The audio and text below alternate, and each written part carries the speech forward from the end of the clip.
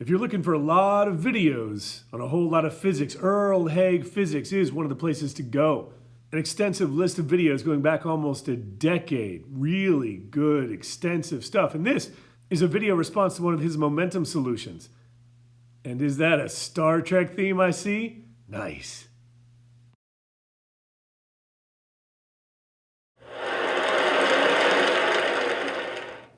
So, today we have a collision.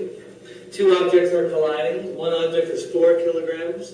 It's moving to the right here and it hits the 5 kilogram object. The 4 kilogram object ends up moving at 1.8 meters per second, 30 degrees to the left of its previous course.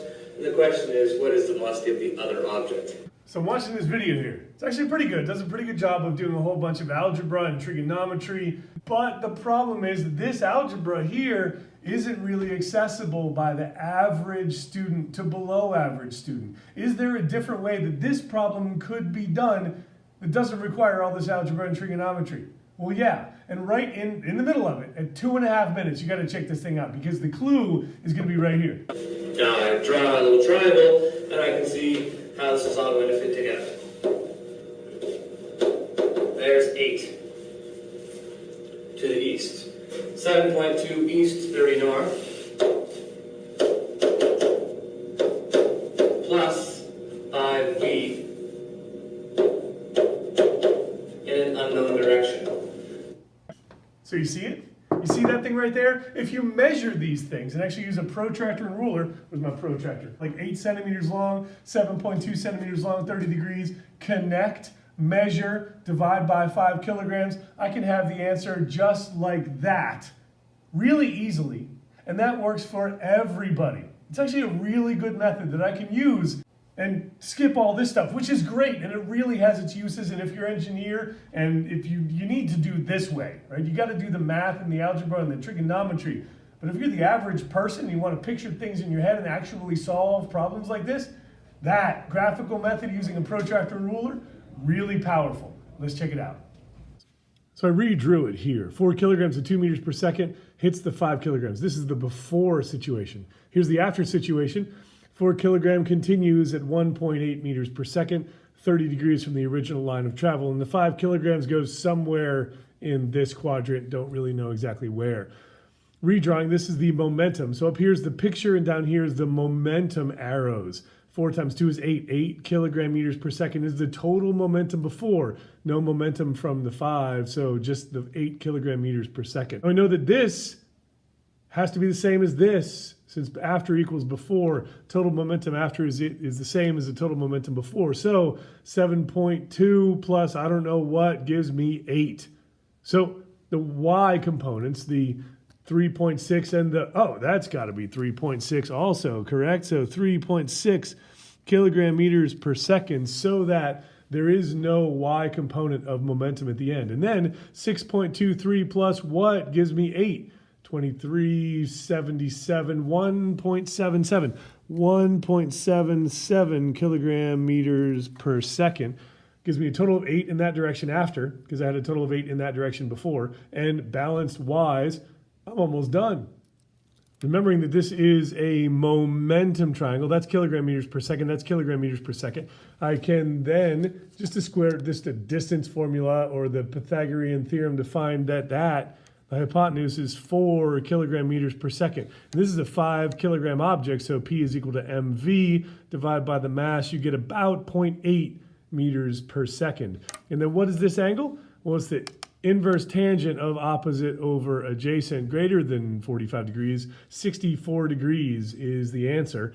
And so that's 64 degrees to the right of the original direction of travel, or negative 64 degrees, or 296 degrees. And here is the graphical solution, which is the most fascinating thing because it makes it super easy. Well, if I know that these are momentum triangles, right? So if I know that the momentum is 8 kilogram meters per second, I can make this exactly 8 centimeters long. So I make this exactly 8 centimeters long in that direction. 8 kilogram meters per second at 8 centimeters. I can then, knowing that this is 30 degrees to the right of that, grab my protractor, line that thing up really carefully. The better you do this line up and the bigger your protractor is and the bigger your scale is, the better your answer will be. Measure 30 degrees. Measure that to be 7.2 because this is a momentum triangle.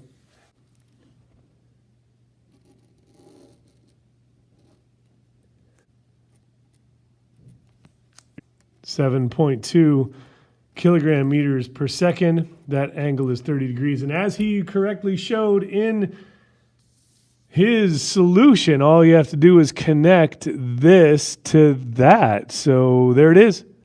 That is the connection. And apparently there's a little hole in the desk. And now just measure it. Now, again, this is a momentum solution. I can measure this thing to be just about exactly 4 centimeters. So that is 4 centimeters or 4 kilogram meters per second, which means P equals 4 kilogram meters per second. That means that the velocity, just like it did over here, is 0.8 meters per second. That's the first part of the answer. And then measuring the angle,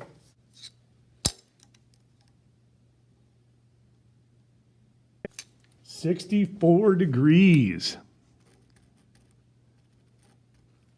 Negative 64 degrees. That is a lot faster than this or than the video shown. And I get a similar answer, less work, it's graphical. Now the disadvantage is I do not get equations that I can substitute into other things, but for the average student, for the below average student, either one of these is significantly visually easier and depends less on algebra and trigonometry, especially this one. No trig, minimal math. Just remember that this is a momentum triangle, this one, the 7.2 kilogram meters per second plus this has to equal that because momentum at the beginning, this bottom line, is equal to the total momentum at the end, that plus that, knowing graphical addition of vectors. That one, pretty sweet. Get really good answers.